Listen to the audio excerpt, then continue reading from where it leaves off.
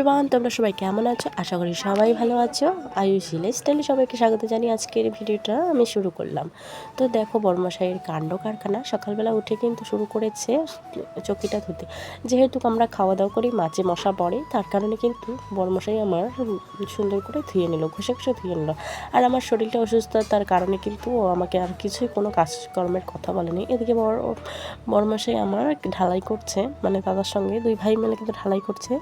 মানে আমিও কয়েকটা পরিশ্রম করে দিলাম, কয়েক কড়াই আর কি এগিয়ে দিলাম, তার কারণে তাড়াতাড়ি হবে তার জন্য কিন্তু আমি একটু হেল্প করে দিলাম। তো তোমাদের সঙ্গে শেয়ারই করলাম না। তারপরে দেখো আজকে কিন্তু পুরো দমে কাজবাজ চলছে। কালকে যেহেতু আমরা বিয়ে বাড়িতে যাব, তার কারণে বাড়ির কাজবাজগুলো সমস্ত কিছু কিন্তু করে রাখছি। আর বিয়ে বাড়ি থেকে তো 2 দিন পরেও আসতে পারি, তাই না? তো যাই হোক, এদিকে 2টার মতো হাঁড়ি নিয়ে নিয়েছি। হাঁড়ি মাজার তালে কিন্তু লেগে পড়েছি। তারপরে দেখো হাঁড়িটা কিন্তু আগের, যেহেতু ওই হাঁড়িটা দিয়ে গ্যাসে রান্না করা হয়, ছোটো হাঁড়িটা দিয়ে ওই হাঁড়িটা আগে মেজে রেখে দিয়েছি। একটু পরে কিন্তু আবারও মাজবো আর কি। তো যাই হোক, এদিকে বড় হাঁড়িটা যেহেতু অনেকটাই কালি হয়েছে, এই হাঁড়িটা প্রথমে সর্ষের তেল দিয়েছি আমি, নিরমা দিয়ে এখন কিন্তু মাঝামাঝি শুরু করে দিয়েছি। একটা নিয়ে নিয়েছি স্টিলের সোফাটা দিয়ে কিন্তু সহজেই আমি আর কি পরিষ্কার করে নিলাম। আর সকালবেলা উঠে কিন্তু স্নান করতে করতে আমার অবস্থা এতটাই খারাপ হয়েছে কি আর বলি। শরীরটা আমার একদমই সুস্থ হয়ে গেছে। অসুস্থ হওয়ার কারণে একদিন আমি ভিডিওই দিতে পারলাম না। তো যাই হোক, আজকে যেহেতু শরীরটা একটু ভালো লাগছে, তার কারণে কিন্তু ভিডিও করে রেখে দিয়েছি আমি। তো যাই হোক, হাঁড়িটা তো সবখানে পরিষ্কার হয়ে গেল, সম্পূর্ণ হাঁড়িটাই পরিষ্কার হয়ে গেল। একটু একটু আর কি সাইডে রেখে গেছে কালি। তো আমি ঘষে আর কি পরিষ্কার করে নিচ্ছি এখন। তো অবশ্যই চকচকা হবে। তো আমি কোনো কিছু কাজ যদি করি কিন্তু আধুরা রেখে দিই না, সমস্ত কাজ কিন্তু সুন্দর করার অনেকটাই চেষ্টা করি। তো যাই হোক, অবশেষে আমি পারলাম আর কি আমার হাঁড়িটা চকচক করে রাখতে।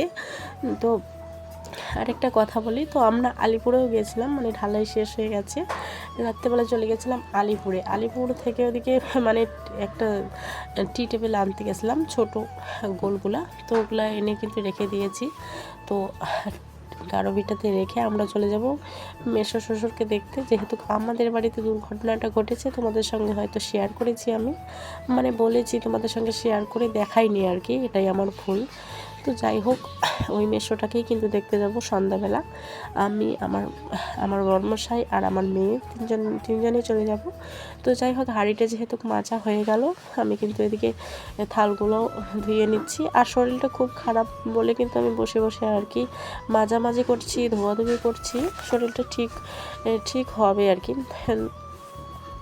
ওষুধটা যদি আমি ঠিক মতো করে খাই, তাহলে কিন্তু অবশ্যই আমার শরীরটা একদমই কিন্তু ঠিক হয়ে যাবে। আর ওষুধ খেতে আমার কিন্তু খুবই হ্যাঁসকারি, তার জন্য কিন্তু শরীরটা আমার ঠিক হতে একদমই চায় না। তো যাই হোক, এদিকে হাঁড়িটায় কিন্তু আবারও একটু কালি লেগেছিল, তার কারণে কিন্তু আবারও ধোয়াধুয়ি করছি। এদিকে আমি বর্মশাইকে বারবার ডেকে বলছি যে বৃষ্টি পড়ছে, তুমি গিয়ে গরুটা আর কি বেঁধে আসো। আর গরু বাছুর নিয়ে তো সবে জ্বালা, তোমরা তো জানোই অবশ্যই। তো এক হাঁড়ির মতো জল নিয়ে চলে গেলাম কলের পাড়ে। এদিকে আমার মেয়ে চলে আসলো, মানে দেওয়ানি কাকে বলে।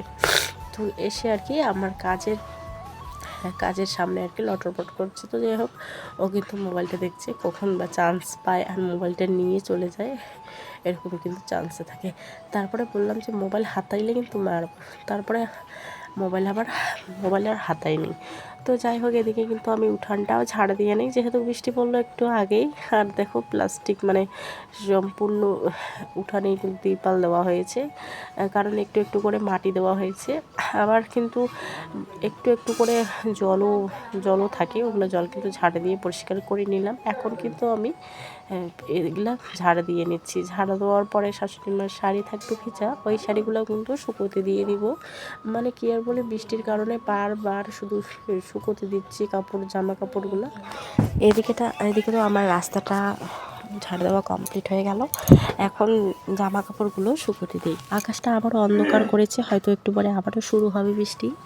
আর বৃষ্টির কারণে কিন্তু কোনো কিছুই করা একদমই যাচ্ছে না। এদিকে ধরে নাও, কাজ করতে গিয়ে আবার বারবার করে বৃষ্টি পড়ছে। বৃষ্টি পড়ার কারণে কিন্তু আমি বারবার আবার জামা কাপড়গুলো বাড়িতে নিয়ে আসছি।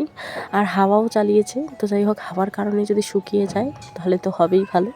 আর এরকম ভেজা থাকলে কিন্তু শরীরও আবার এইভাবে পড়তে হয়, আবার গন্ধ করে। তো যাই হোক, ঘরের ভিড়টা তোমরা তো দেখতেই পাচ্ছ, নোংরা পড়ে কি অবস্থা হয়ে গেছে। এখন কিন্তু একটু একটু করে ঝাড় দিয়ে নিচ্ছি।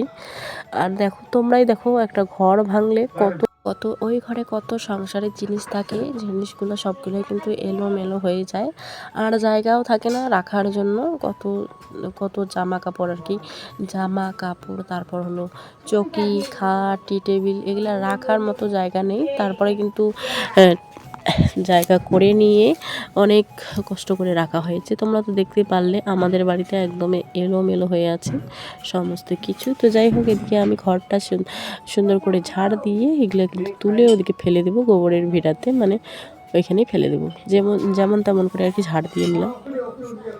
তো যাই হোক, ঝাড় ঠাড় দেওয়া কমপ্লিট হয়ে গেল। এখন দেখো মেয়ের কাণ্ড কারখানা। মেয়ে আমার রুটি বানাচ্ছে। কি আর বলি, এই ছোট বয়সে কত কি শিখতে চায়, তাই না? যখন বড় হয় তখন তো মাকে 14 বার বলতে হয় যে মা এই কাজটা করো, এই কাজটা করো, বলতে বলতে তারপরে করে। জানি না আমার মেয়ের ভবিষ্যৎ কেমন হবে বা মেয়ে আমার কেমন হবে, এটাই আর কি ভগবানের কাছে কামনা করি। যা হোক ভালো হোক। আমাদের টাকা পয়সা নেই, আমরা গরিব, এটা আমি 1000বার বলতে পারি। আমরা অনেকটাই গরিব, আমরা মধ্যবিত্ত, মানে কি আর বলি তোমাদেরকে, বলার মতোই কিছু। আমার হাজব্যান্ডটা আমার অনেকটাই হেল্প করে, বলে লাভ নেই। আমার শাশুড়িমা হয়তো আমার পরেই হতে পারে। কিন্তু ঘরটা মুছে নিয়ে এদিকে কিন্তু বিছানা চাদরটা বিছিয়ে দিয়েছি, কারণ বর্ষার দিন তোমরা তো জানোই, বর্ষার দিনে যে বিছানা চাদরটা যদি না বিছিয়ে দিতাম তাহলে কিন্তু অনেকটা নোংরা হয়ে যেত আর কি, ঘরটা মোছাগুলো উঠে যেত। তার জন্য এদিকে বস্তাটা বিছিয়ে দিয়েছি। আর আমার মেয়ে ভুট্টা খাচ্ছে। কেমন লাগছে মা ভুট্টাটা? হ্যাঁ, এদিকে আমার হাজব্যান্ড কিন্তু শুয়ে আছে। এখনই কিন্তু আমাকে ওষুধ এনে দিল, অ্যান্টিবায়োটিক। তো ওষুধ খেয়ে এখন কিন্তু আমি বসে রয়েছি। তো রান্না করতে হবে একটু পরে। একটু স্নান টান করে কিন্তু আমি ভাত বসিয়ে দিলাম, মানে সন্ধ্যাবেলা স্নান করলাম, কারণ সারাদিনে একদমই কিন্তু শরীর মানে ঘেমে গেছে কাজ করতে করতে। এখন স্নান করে ডাইরেক্টলি কিন্তু ভাত বসিয়ে দিতে চলে আসলাম রান্নাঘরে। আর বাড়িতে কেউ নেই, তোমাদের দাদা ভাই গেছে বাজার করতে, মানে বাজার করে এখনও আসেনি। এখন কিন্তু অনেক সময়, মানে অনেক টাইম হয়ে গেছে, এখন কিন্তু প্রায় বাজে 8:30টার মতো, এখনও বাজার থেকে আসেনি, কারণ বাজারে নাকি প্রচুর ভিড় হয়েছে। এখনই ফোন করলো আর কি, ফোন করে আমাকে বললো। তো রান্না করে তোমাদের সঙ্গে দেখা হচ্ছে আর কি, রান্না কি করব না করব তোমাদের সঙ্গে সব কিছুই শেয়ার করব। তো ঠিক আছে, বাড়িতে এসে কিন্তু কলের পাড়ে চলে গেল। কলের পাড়ে গিয়ে এখন কিন্তু মাছ বেছে দিচ্ছে, আর বারবার কিন্তু আমার মোবাইলটা মানে বন্ধ হয়ে যাচ্ছে। তো যাই হোক, ও আমাকে মাছ বেছে দিচ্ছে, আর আমি এতক্ষণে কিন্তু রান্নাটাও বসিয়ে দিয়েছি। এখন কিন্তু মানে কড়াই বসিয়ে দিয়ে মাছ এক এক করে মাছ কিন্তু কড়াইয়ে দিয়ে দিলাম। তারপরে দেখো, কড়াইয়ের শরীরটা যেহেতু খারাপ, আমাকে কিন্তু হাতে হাতে এদিকে রান্নাটাও করে দিচ্ছে। এদিকে কড়াইতে কিন্তু আমি মাছ বসিয়ে দিয়েছি, এই কিন্তু ভাজাভাজি করছে। মানে শরীরটা আমার খুবই খারাপ বলতে গেলে। তো এই কিন্তু মাছ ভাজাভাজি করছে এখন, মানে হেল্প করে দিচ্ছে আর কি। এই হেল্প করে না দিলে আমার কিন্তু একদমই সম্ভব হতো না একা একা রান্না করতে। এদিকে আমি আলু বেছে নিয়েছি, আলু, তারপরে রয়েছে পেঁয়াজ, এদিকে আদা। তো যাই হোক, রান্না করে তোমাদের সঙ্গে দেখা হচ্ছে।